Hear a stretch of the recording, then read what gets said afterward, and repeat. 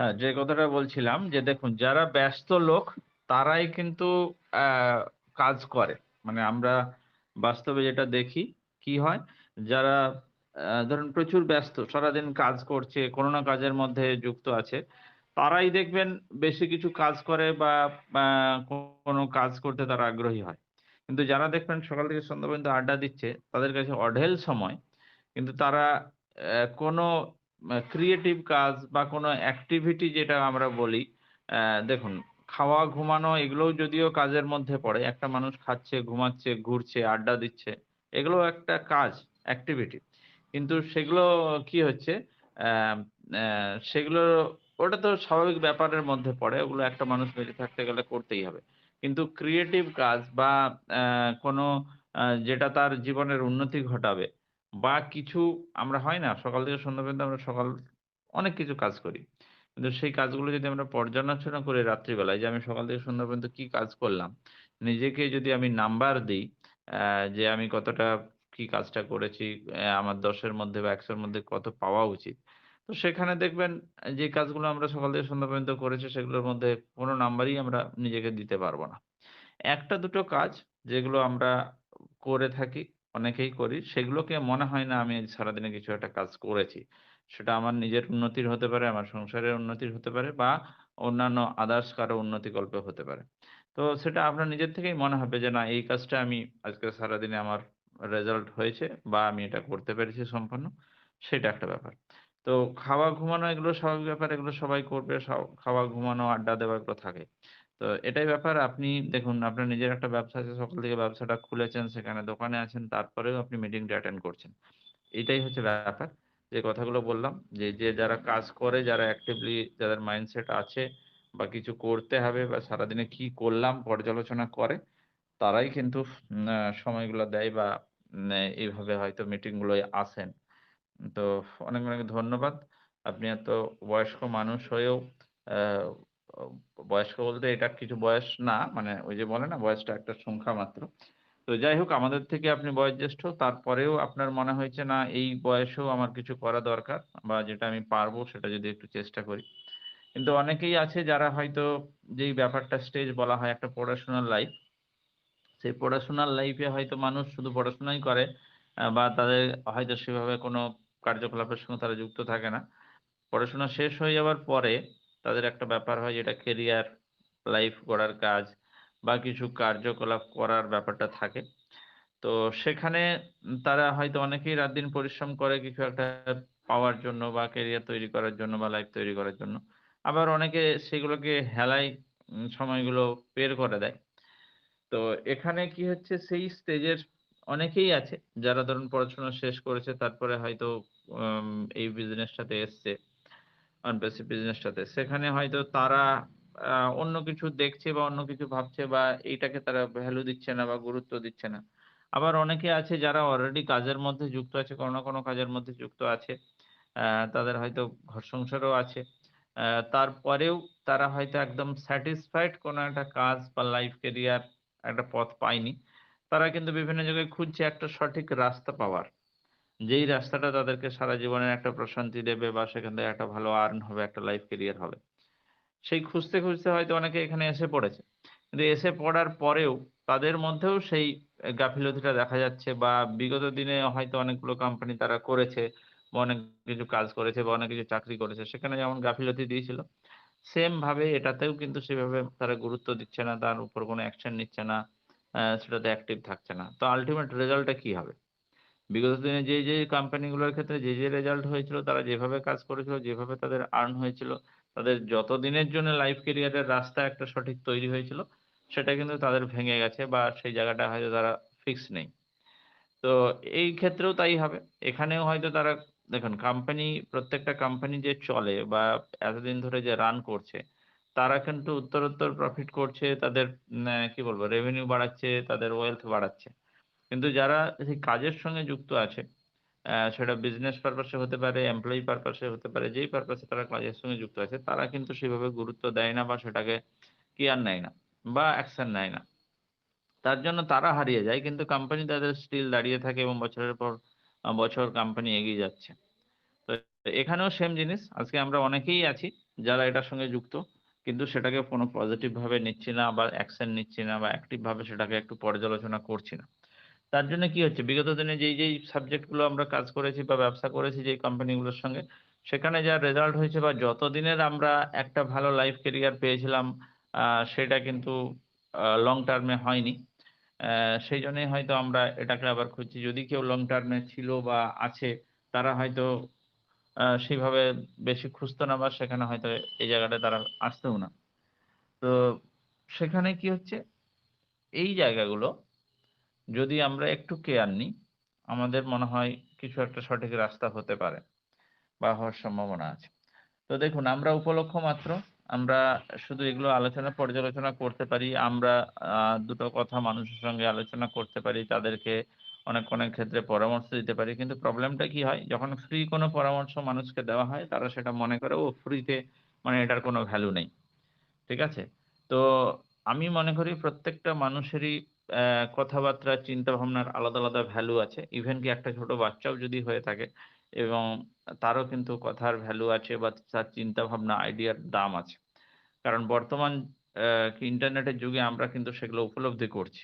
কারণ প্রচুর আমরা দেখতে পাই সোশ্যাল মিডিয়া থেকে শুরু করে বিভিন্ন সেক্টরে বা আমরা যে খবরগুলো দেখি টিভিতে বলুন, পেপারে বলুন, সারা বিশ্বে যেগুলো ঘটছে, ছোট বাচ্চা ছেলে বা মেয়েরা তারা কিন্তু প্রচুর কিছু উদ্ভাবন করছে। তারা এমন আইডিয়া কাজে লাগাচ্ছে, এমন ক্রিয়েশন করছে, আ যেগুলো সত্যিই অনেক বড় মানুষ, অনেক পড়াশোনা করা মানুষ তারাও কিন্তু পারছে না বা পারা সম্ভব হচ্ছে না। তাহলে এটা আমাদেরকে মানতে হবে যে ব্রেইনটা কিন্তু বিভিন্ন সময়ে যদি আমরা বিভিন্নভাবে কাজে লাগাই এবং সেগুলো নিয়ে যদি আমরা একটু চর্চা করি, তাহলে সেটা অনেক শার্প হতে পারে এবং সেখান থেকে অনেক কিছু আ তাদের নিজেদের যেমন উপকার হবে, অপরের উপকার হতে পারে। তাহলে আমরাও যে এখানে আলাপ আলোচনাগুলো করে থাকি সেখানে অ্যা স আমি হয়তো একটা জায়গায় আছি, আপনারা একটা জায়গায়। বিভিন্ন জনের বিভিন্ন মতামত আছে। বিভিন্ন লোক বিভিন্ন বুদ্ধিধারে, বিভিন্ন লোকের বিভিন্ন ট্যালেন্ট আছে। তো সেগুলো যখন আমরা একসঙ্গে আলোচনা করব, আলোচনা পর্যালোচনা করব, তখন কিন্তু অনেক কিছু বেরিয়ে আসে। যেগুলো কিন্তু আমাদের প্রত্যেকেরই কিছু না কিছু সেখান থেকে শেখার আছে এবং জানার আছে। এবং এটাই আমাদেরকে মজবুত করবে। আমাদের এমনি যদি আমরা কি বলবো? বাস্তব জীবনে সেটা অনেক কাজে লাগবে। ব্যবসায়িক জীবনে কাজে লাগবে। আবার অনেক ক্ষেত্রে এগুলো পারিবারিক ক্ষেত্রেও অনেক ক্ষেত্রে এই কথাগুলো আ কার্যকরী হয়ে থাকে। তো আমরা সেগুলোই করতে চাই। কারণ এখন এই মুহূর্তে যেহেতু সেইভাবে কাজের কোনো জায়গা নেই যে আমি প্রচুর হয়তো আম কি বলবো? আ আমার আ যেটা উম ব কাজ করার বলতে এখানে যেখানে ২ টো ব্যাপার আছে। একটা হচ্ছে পারচেজ সেল, আরেকটা হচ্ছে আপনি কমিউনিটি বিল্ড করতে পারেন। কমিউনিটি বিল্ড করা মানেই সেটা পারচেজ সেল এর মধ্যেই পড়ছে। আপনার কমিউনিটি তখনই বিল্ড হচ্ছে যখন আপনি কোনো প্রোডাক্ট বা সার্ভিস আপনি কিন্তু সেল করছেন। যখনই সেল করছেন, কাকো না কাকো সেল করছেন, তো সে অ্যাকচুয়ালি আপনার কমিউনিটির মধ্যে আসছে। এবং পারচেজটার ক্ষেত্রে আমি যেটা পারচেজ করছি, আমি সেটা নিচে পারচেজ করছি। আর অপরকে পারচেজ করতে সহায়তা করছি। সেটা আপনার সেল হিসেবে কাউন্ট হচ্ছে। আর যিনি আসছেন তিনি পারচেজ হিসাবে সেটা কাউন্ট হচ্ছে। তো এই পারচেজ সেলটা করতে আমাদের একটা কমিউনিটি তৈরি হবে এবং একটা কাস্টমার লেভেল তৈরি হবে সারা বিশ্বে। যেই কাস্টমার লেভেলটা আপনাকে সারা জীবনের কিন্তু একটা রেনুয়াল ইনকামের রাস্তা দিতে পারে। তো এইজন্যেই এই কাজটা বা মানুষ নিয়েছে এবং এটা যেহেতু অনলাইনে হচ্ছে তাহলে সারা বিশ্বে, সারা পৃথিবীতে কিন্তু আপনি এই বিজনেসটা আপনার স্প্রেড করতে পারেন বা আপনি আপনার বিজনেসটা গ্রোথ করতে পারেন এবং একটা কি বলবো? ভালো বিজনেসম্যান বা অনলাইন বিজনেসম্যান, অফলাইন অনেকে বিজনেস করে থাকেন। কিন্তু সেখানে জায়গাটা অনেকটা কম। সেখানের আপনি একটা নির্দিষ্ট এলাকার মধ্যে বিজনেসটা করতে পারবেন। বেশিরভাগ ক্ষেত্রে যখন ফিজিক্যাল কোনো প্রোডাক্ট হয় তখন কিন্তু সেটাকে অনেক দূরে পৌঁছে দেওয়া, নিয়ে আসা একটা ব্যাপার থাকে। কিন্তু যখন সফটওয়্যারের উপর হয় সেখানে কি হচ্ছে, যেকোনো সিস্টেম থেকে, মোবাইল থেকে, ল্যাপটপ থেকে, ট্যাব থেকে সেগুলোকে ডাউনলোড করা যায়। তাহলে সেগুলো বেচাকেনার ক্ষেত্রে আপনাকে সশরীরে সেখানে যেতে হয় না বা আপনাকে কোনো কর্মচারী সেখানে পাঠাতে হয় না। বা লজিস্টিক এর যে ব্যাপারটা কোনো আ ফিজিক্যাল প্রোডাক্টটা পৌঁছে দেওয়া বাড়িতে, সেটা কিন্তু অতটা আ দরকার পড়ে না। হয়তো ভবিষ্যতে এখানেও হয়তো ফিজিক্যাল প্রোডাক্ট আসবে এবং সেটা নিশ্চয়ই সেইভাবে সিস্টেমেটিক থাকবে। আপনাকে হয়তো সেই মালটা পৌঁছাতে যেতে হবে না। কারণ আমরা যে মার্কেটিং গুলো দেখছি আজকে ই-কমার্স যে বিজনেস গুলো হচ্ছে, অনলাইনের উপর, সেখানে কিন্তু তাদের লজিস্টিক টিম থাকে, তারা কিন্তু তাদের বাড়িতে পৌঁছে দেয়। তাহলে আপনি যদি বেচাকেনাটা করেন, আপনাকে নিশ্চয়ই সেটা আ অন্য লোকের বাড়িতে পৌঁছে দিতে হবে না। সেটা নিশ্চয়ই লজিস্টিক থ্রু তার বাড়িতে যেকোনো পিন কোডে সেটা কিন্তু পৌঁছে যাবে। সেটা যেহেতু পরবর্তী ক্ষেত্রে এই মুহূর্তে যেহেতু ফিজিক্যাল প্রোডাক্ট গুলো এখানে নেই, তাহলে এটা নিয়ে অত টেনশন বা এখন থেকে ভাবার কিছু নেই। সেটা যখন আসবে উনি কিন্তু সেভাবে সিস্টেম তৈরি করেই আপনাকে দেবেন এবং আপনি যখন বেচাকেনা করবেন তখন আ আপনি খালি জাস্ট ওই বেচাকেনাটা সম্পন্ন করবেন। বাকি যার প্রোডাক্ট যার বাড়িতে যাবে সেটা নিশ্চয়ই পৌঁছে যাবে। সেটা সেই সিস্টেমেই থাকবে এবং সেটা ওয়ার্লড ওয়াইড হতে পারে।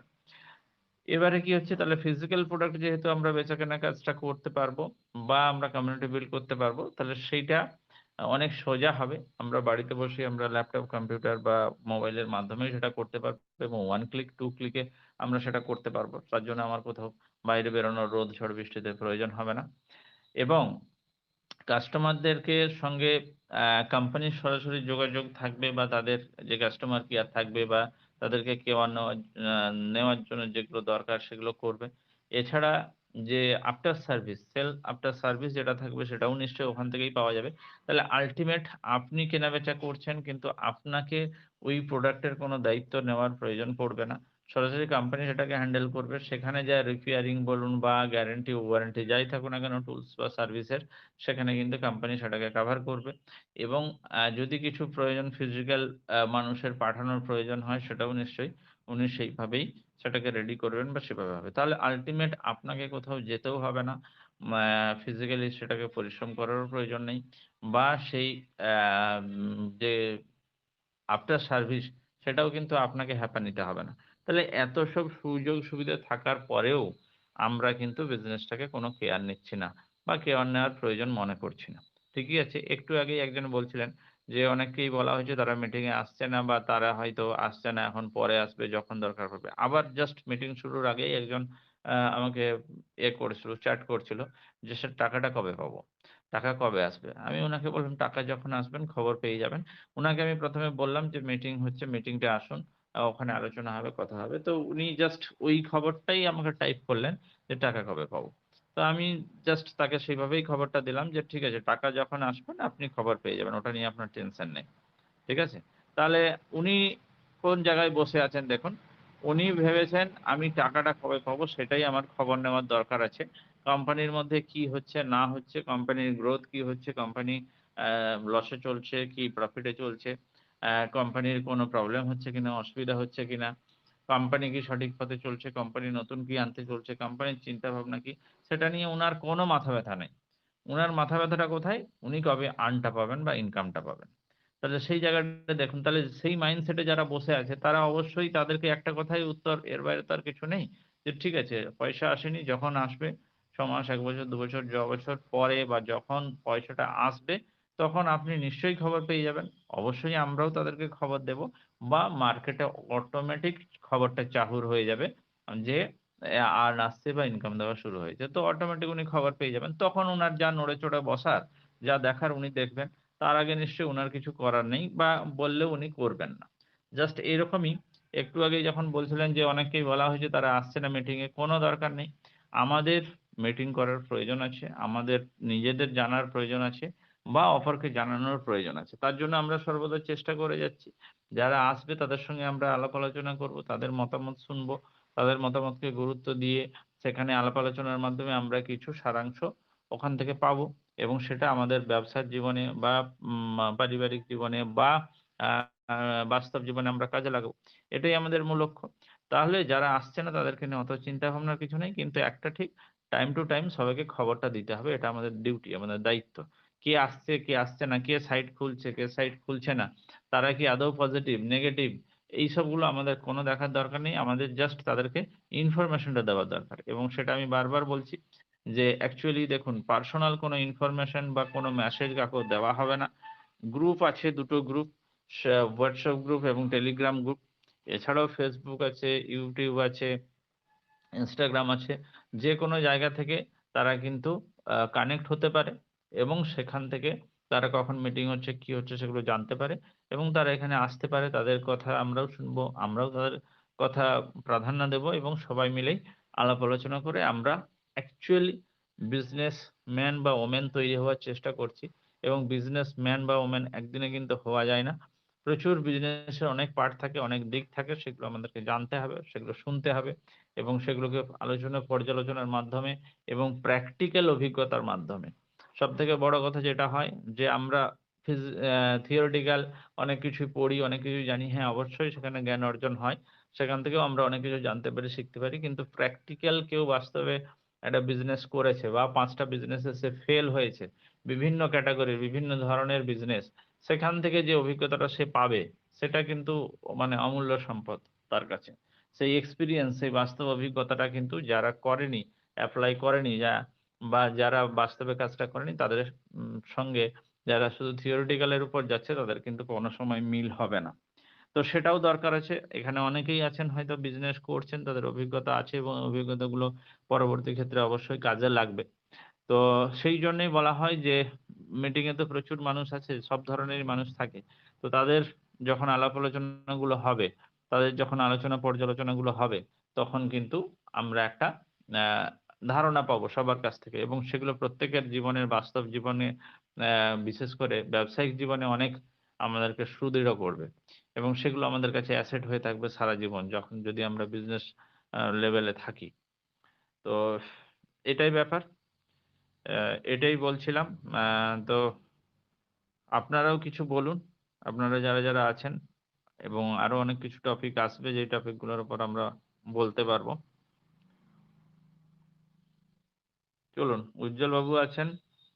আপনি যদি কিছু আপনার অভিজ্ঞতা শেয়ার করেন বা বর্তমান পরিস্থিতির উপর আপনার চিন্তা ভাবনা বা আপনার থেকেও কিছু আমরা যদি রসদ পাই একটু আপনি আলোচনা করুন। তারপরে শিপ্রা ম্যাডাম আছেন, অলোক কুমার সরকারকেও বলবো যে আপনি যেহেতু বাস্তব আপনার বিজনেস আছে, আপনিও কিছু অভিজ্ঞতা আমাদের কাছে শেয়ার করুন। উজ্জ্বল বাবু, Shipra madam, Alok Sarkar sir.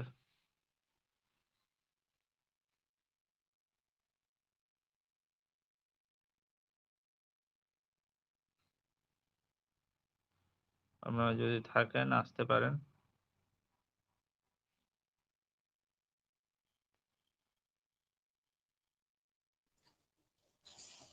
On passive morning. On passive morning. কথা আলোচনা তো শুনছি, আপনি তো বেশ আলোচনায় প্রমুখ, সবসময়ই আপনার শুনি, তবে আমাদের আপনি ডাকছেন, বলছেন কিছু শেয়ার করার জন্য। সকলকে আমার তরফ থেকে অভিনন্দন এবং শুভেচ্ছা, ভালোবাসা। আমরা দেখুন এই ব্যবসার যে পদ্ধতি সেটা আমরা মোটামুটিভাবে জানবো এবং যে অনপ্যাসিভ যে একটা ডিজিটাল মার্কেটিং এই শিল্প, সেইটাকে কতদূর আমরা রপ্ত করতে পারবো, এটা যদিও আমাদের এখন যুগটাই হচ্ছে ইন্টারনেটের যুগ, আমাদের সঙ্গে সংশ্লিষ্ট না থাকলে আমরা বাজারে হয়তো মানে চলার মতন মানে পরিস্থিতি আমাদের থাকবে না, তবু আমাদেরকে চলতে হবে, জানতে হবে, বুঝতে হবে। আর সেই জন্যই আমাদের এই কোম্পানিটা গড়ে উঠেছে এবং আমি আমার সিও মাননীয় ইয়াস স্যারকে সম্মান জানিয়ে অনপ্যাসিভ আমাদের বিশ্বকে শিল্পের যুগে যে নিমজ্জিত করতে পেরেছেন বা করতে চলেছেন, তা পরে স্যার ইতিহাসের যে একটা ইতিহাস, মানে ঐতিহাসিক প্রান্তে দাঁড়িয়ে মানে আমাদের এই যে যুগ, এই যে যুগ উপযোগী সমস্ত কিছু তিনি গড়ে তুলবেন এই আশা করেছেন, আর আমাদেরকে সাথে নিয়ে, এবং আমরা সেই সাথে আমরা আছি এবং আরও দক্ষ এবং নম্র, যাতে আমরা এই সহানুভূতিশীল এই বিশ্ব গড়তে একাত্মা হতে পারি আমাদের সিও সাথে, সেইটাই আমরা চেষ্টা করব। এবং পৃথিবীর অনেক শূন্যতা পূরণের জন্য যে আমাদের নিজেকে প্রস্তুত থাকতে হবে, কেননা যে আমরা ওই সেই আগের যুগের ট্র্যাডিশনাল বিজনেস তো আমাদের আর সেটা এখন মোটামুটি আমি যতটুকু বিজনেস লাইনে আছি, তাদের ট্র্যাডিশনাল বিজনেসের যুগ আস্তে আস্তে সরে দাঁড়াচ্ছে। আমাদের ইন্টারনেটকে সাথে করেই চলতে হবে, আর যুগটাও ইন্টারনেটেরই আসছে, তাই একটু একটু করে আমরা অনেকটাই পথ অতিক্রম করছি।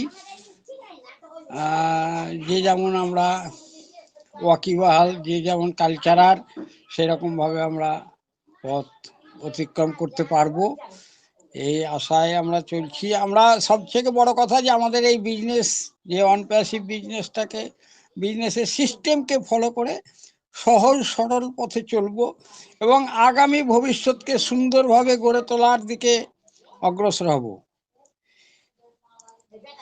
এটুকুই। স্যার তো বললেন, স্যার অনেক কথাই বলেন, অনেক খুব সুন্দর সুন্দর কথা বলেন। ওনার কথার পরিপ্রেক্ষিতে এইটুকুই আমি এই আশা ব্যক্ত করে কোনো গ্যাপ না রেখে সামনের দিকে এগিয়ে যাব। গ্যাপ থাকলে হবে না। আর আমাদের ধৈর্য সর্বদা উদ্ধৃতি প্রদান করে, আর ধৈর্য থাকা আমাদের লক্ষ্যে পৌঁছাতে সাহায্য করতে পারে এবং শেষ পর্যন্ত আমাদের আরো সুখী জীবনযাপন করতে পারবে। এই আশায় আমরা বুক বেঁধে বসে আছি। যাই হোক, আধ্যাত্মিক পথেও দুটি কঠিন পরীক্ষা হলো সঠিক মুহূর্তের জন্য অপেক্ষা করা এবং ধৈর্য, এবং আমরা যা সম্মুখীন হই তাতে হতাশ না হওয়ার সাহস। এই সাহসটাও আমাদের প্রয়োজন, হতাশ হওয়ার কোনো জায়গায় নেই। তাই ধৈর্য হলো প্রতিটি সমস্যার জন্য সর্বোত্তম প্রতিকার। আমরা ধৈর্য ধরে আছি, আমাদের এওয়ান প্যাসিভ বিজনেসের মধ্যে থাকতে হবে এবং প্রতিনিয়ত আমাদের প্ল্যাটফর্মগুলো, আমাদের বিজনেস প্ল্যাটফর্মের যে ওয়েবিনারগুলো চলে, মোটামুটিভাবে সক্রিয় ভূমিকা নিয়ে সেগুলোর মধ্যে থাকবো এই আশা ব্যক্ত করি। আমি আমার সংক্ষিপ্ত আলোচনা এখানেই রাখছি। আমি আমার মাইক্রোফোন আবার ফিরিয়ে দিচ্ছি মিস্টার সলিল দাস স্যারের কাছে। Thank you sir. Okay, okay, Alok Kumar স্যারকে অনেক অনেক ধন্যবাদ। উনি ওনার জায়গা থেকে ওনার বক্তব্য বলেছেন, সত্যিই তাই। ব্যাপারটা হচ্ছে ধৈর্য। আজকে যেই কথাটা হচ্ছে যে এই বিজনেসে বা অনপ্যাসিভ বিজনেসে অনেকটাই ধৈর্যের পরীক্ষা আমাদেরকে দিতে হয়েছে, আরো হয়তো কিছুটা ধৈর্যের পরীক্ষা দিতে হবে। একটা কথা আছে, এটা সবাই বলে ধৈর্যের ফল মিঠা হয়। সব ক্ষেত্রে যে হয় তা অবশ্যই নয়, এক্সেপশনাল সব ক্ষেত্রেই থাকে।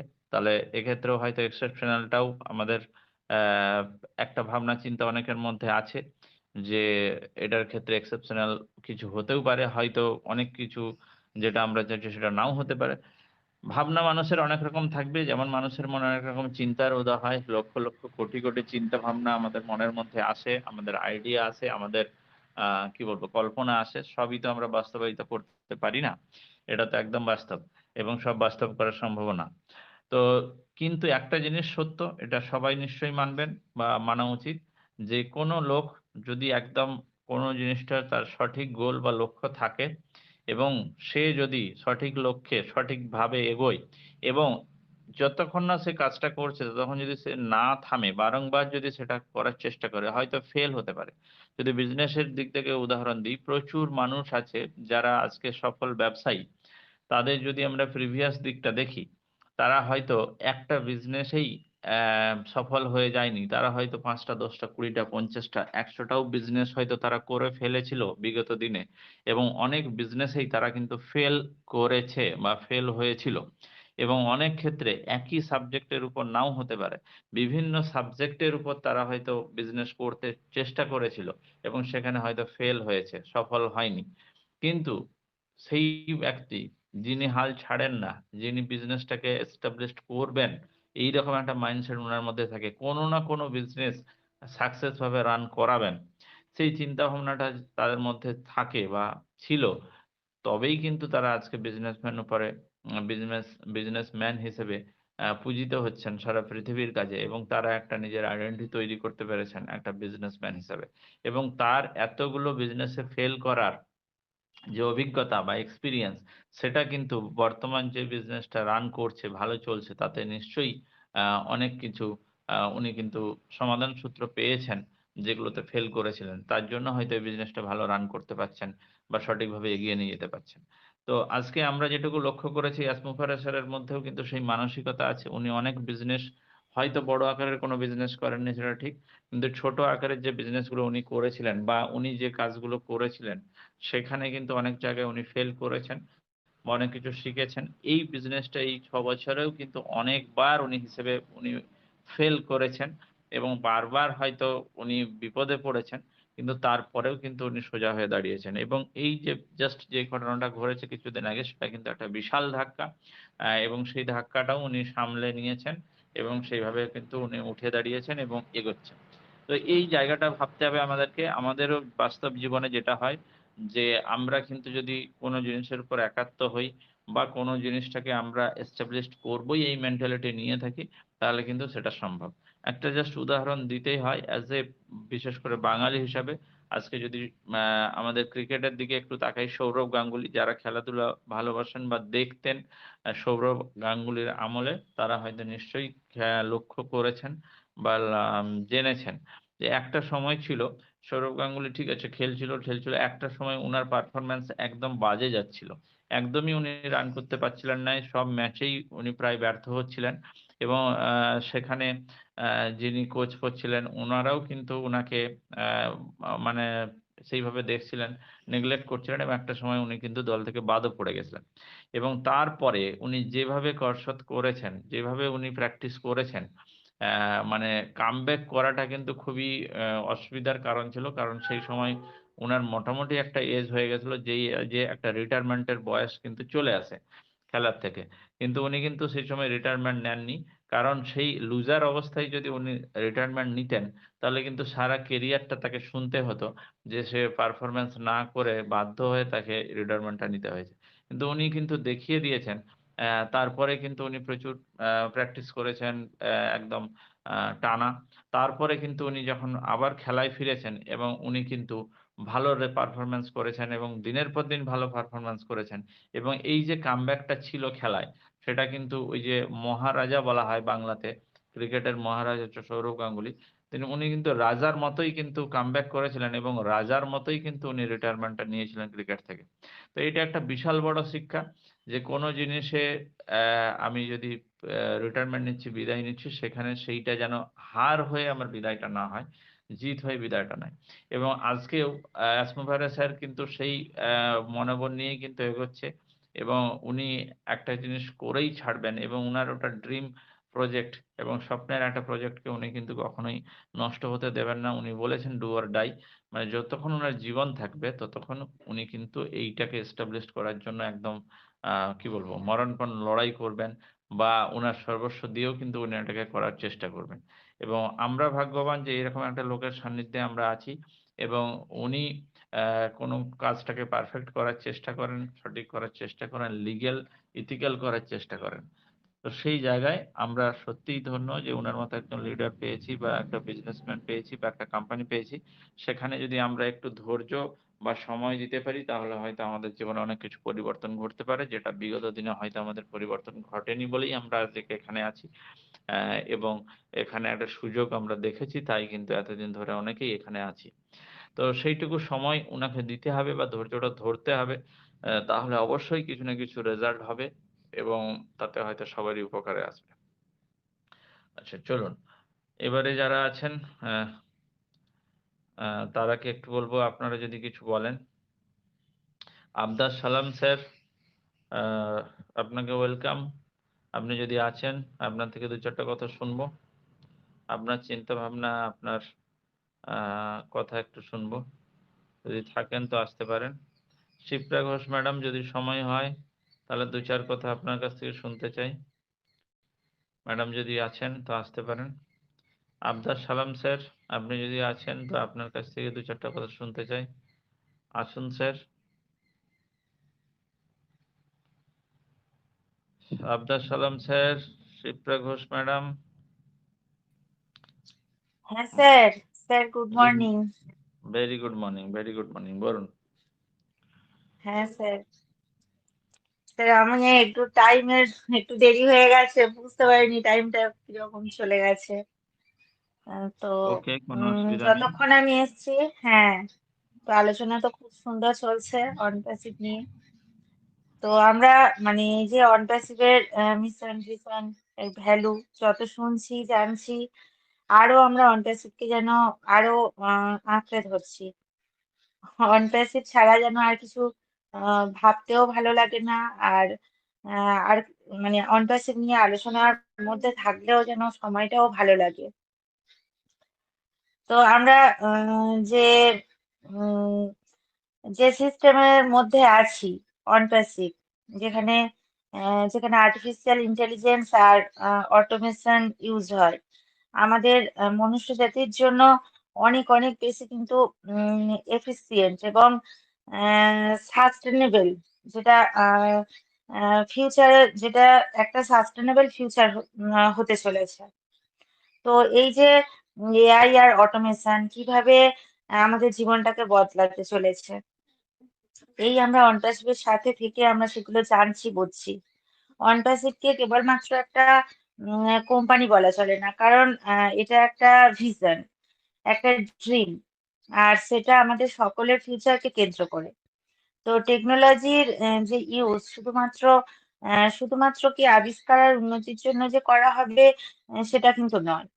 তার সাথে সাথে যেটা হয় যে আমাদের এনভায়রনমেন্টটাকে বাঁচানোর যে উদ্দেশ্য, সেটা কিন্তু আমরা এখান থেকে জানছি।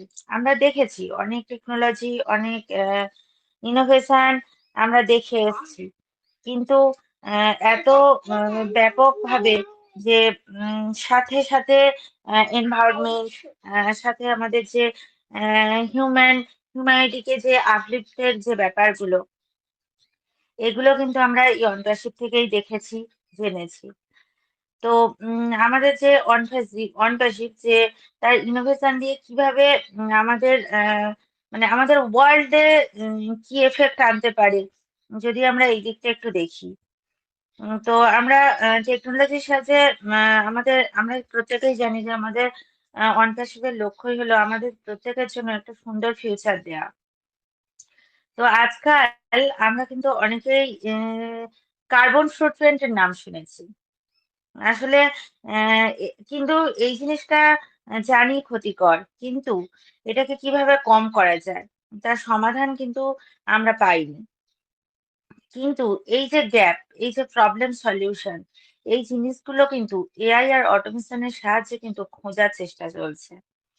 যদি এরকম হতো যে যে ফ্যাক্টরিগুলো যে মেশিন ফ্যাক্টরিগুলোতে যে মেশিনগুলো রয়েছে, এরা যদি নিজেরাই বুঝতে পারতো যে তাদের কখন এবং কতটা এনার্জি প্রয়োজন, অথবা ট্রান্সপোর্ট যে সিস্টেম, মানে এটা যদি এতটা স্মার্ট হয়ে যেত যে ট্রাফিক জ্যামই হবে না। তো এই সমস্ত দিক থেকে অনপ্যাসিভ কিভাবে হেল্প করতে পারে, সেই জায়গাগুলো কিন্তু ইনোভেশন মানে সেগুলো চলছে।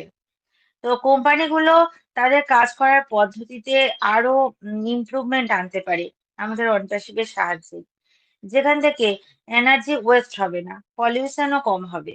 এখন এরকম আমরা ভাবতেই পারি যে এগুলো কিভাবে সম্ভব।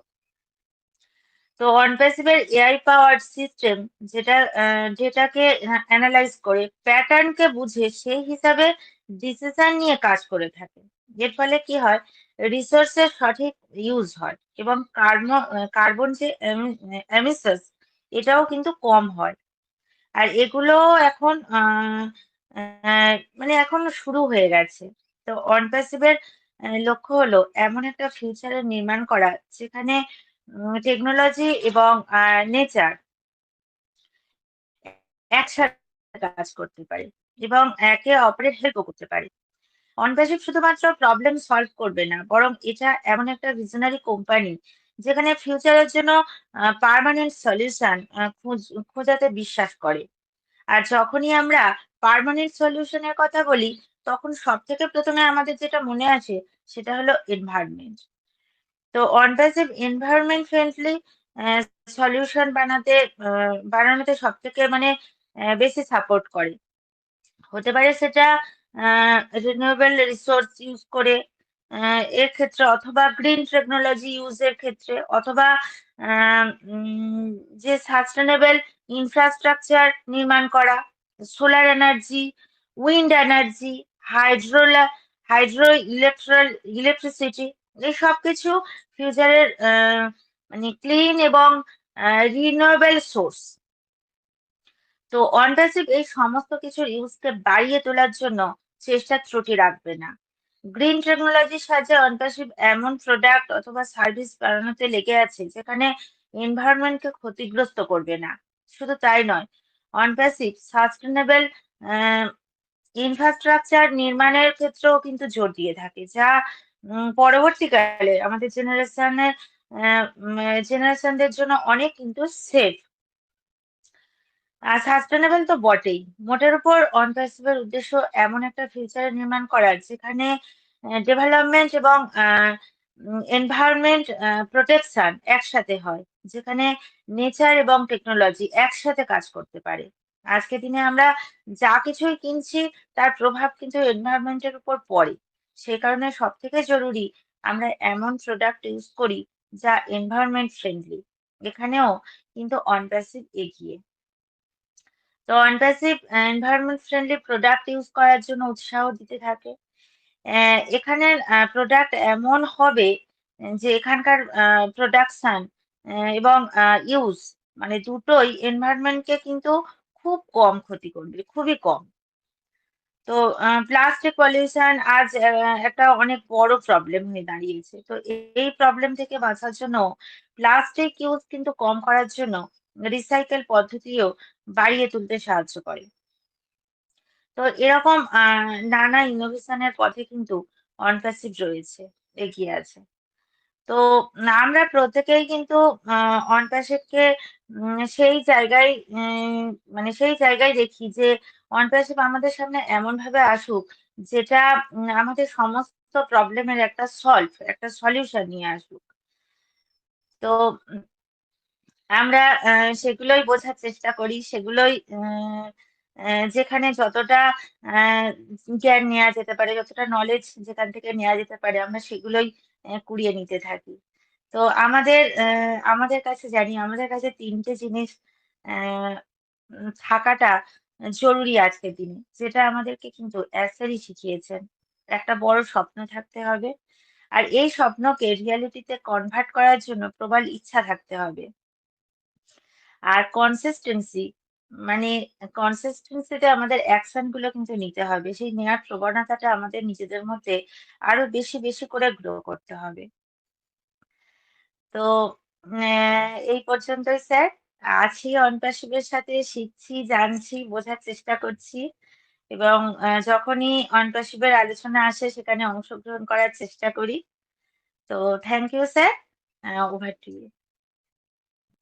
ওকে, সিপ্রা ম্যাডামকে অনেক অনেক ধন্যবাদ। উনি একজন মহিলা এবং বাড়ির কাজকর্ম সেরে উনি কিন্তু অনপ্যাসিভে সময় দিচ্ছেন, এবং আমি অবশ্যই আশাবাদী যে যেহেতু উনি সময় দিচ্ছেন, উনি এটাকে কেয়ার নিচ্ছেন, উনি অ্যাক্টিভলি এটাকে ভাবছেন, চিন্তা ভাবনা করছেন, অবশ্যই উনি একটা ভালো জায়গা পাবেন। উনার একটা লাইফ কেরিয়ার নিশ্চয়ই তৈরি হবে, নিজস্ব লাইফ কেরিয়ার, যেটার উপর কারো কোনো প্রভাব থাকবে না, এবং একটা নিজেকে বিজনেস ওমেন হিসাবে নিশ্চয়ই উনি প্রতিষ্ঠিত করতে পারবেন, সেটা আমরা সবসময় আশাবাদী আছি। এবং অবশ্যই উনার জন্য আমরা ভগবানের কাছে প্রার্থনা করব যে অবশ্যই যাতে উনার মতো যারা মহিলারা আছেন তারা যাতে এই জায়গাটা অবশ্যই পান। নিজস্ব একটা বেঁচে থাকার স্বাধীনতা, নিজস্ব একটা কিছু করার যে আনন্দ, সেটা কিন্তু সম্পূর্ণ আলাদা একটা ব্যাপার, এবং সেটা যে যেরকম কষ্ট করবে, যে যেরকম তার চিন্তা ভাবনা থাকবে, তার উপরে কিন্তু সম্ভব। অনেকেই আছেন যারা হয়তো সংসার নিয়েই ব্যস্ত। হ্যাঁ, সংসারটা একদম মেজর একটা ব্যাপার অবশ্যই। তারপরেও কিছু করার চিন্তা ভাবনা, পৃথিবীতে কেন এসেছি, আমি কেন পড়াশোনা করেছি, আমার নিজস্ব কিছু একটা স্বাধীনতা বা নিজস্ব কিছু একটা করার চিন্তা ভাবনা আ যাদের মধ্যে থাকে তারা নিশ্চয়ই প্রতিষ্ঠিত। আমরা জানি প্রচুর মহিলা আছে সারা পৃথিবীতে যারা কিন্তু জীবনে প্রতিষ্ঠিত, এবং তারা বড় বড় জায়গায় বড় বড় পজিশন হোল্ড করে আছে, এবং বড় বড় আবিষ্কার উদ্ভাবনও করছে। তাহলে সবাই পারে, মানুষ, ছেলে মেয়ে, মহিলা পুরুষ সবাই সমান। সবাই কিন্তু আমরা চেষ্টা করলে করতে পারি। ঠিক আছে, চলুন। উজ্জ্বল বাবু কিছু বলতে চাইছেন? বলুন স্যার। উজ্জ্বল বাবু কিছু শেয়ার করুন, আপনার কথা কিছু শুনি।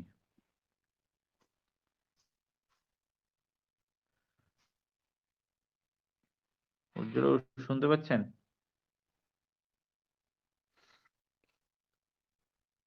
উজ্জ্বল বারিক স্যার, আপনি শুনতে পাচ্ছেন? আপনার আনমিউট হয়েছে, আপনি হয়তো নিজের থেকে করেছেন কি?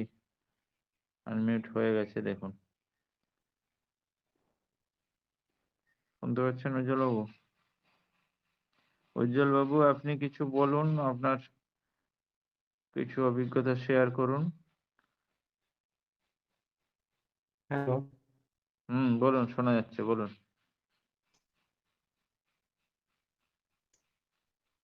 বলুন স্যার, শোনা বলার যাচ্ছে? চেষ্টা করুন। হুম হুম,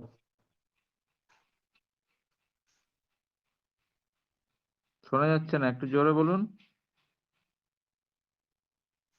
হ্যালো। হ্যাঁ বলুন, শোনা যাচ্ছে, এরপরে বলুন।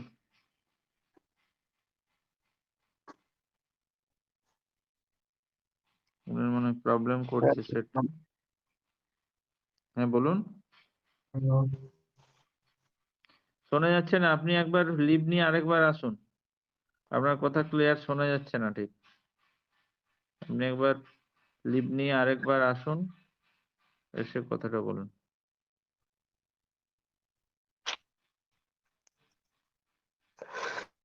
হ্যাঁ বলুন।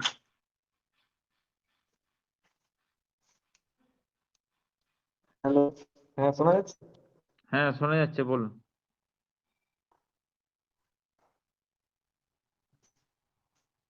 হুম, আমি স্যার যেটা বলার আর কি, নন বেসিকটাকে তো আমরা উম, সবাই যদি মানে একটু সময় দেয় আর কি প্রতিনিয়ত, যারা যারা কাছে আছে আর কি, প্রতিনিয়ত আমরা একটু নন বেসিকের ব্যাপারটা পুরো নয় নেই, 1 ঘন্টা অন্তত সেই সময় দেয় 24 ঘন্টার মধ্যে।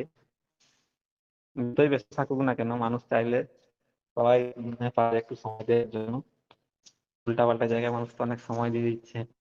ঠিক আছে, এখন এখন আজকাল মানুষ আহ, ব্যস্ত না থাকলেও হয়তো আমরা বলছি ব্যস্ত আছি, কোনো কাজ করছে না, কোনো ব্যক্তি আছে বিভিন্ন জায়গায় আড্ডা মারছে, কিন্তু কনফেসিভের মতো একটা প্ল্যাটফর্ম পেয়েছে, তারা এখনো কনফেসিভের ভ্যালুটা এখনো বুঝতে পারছে না, যে কি জিনিস বা কি হতে যাচ্ছে আগামী দিনে। সেটা পরে বুঝতে হবে। সময় থাকতে কাজ গুছিয়ে নেওয়া ভালো।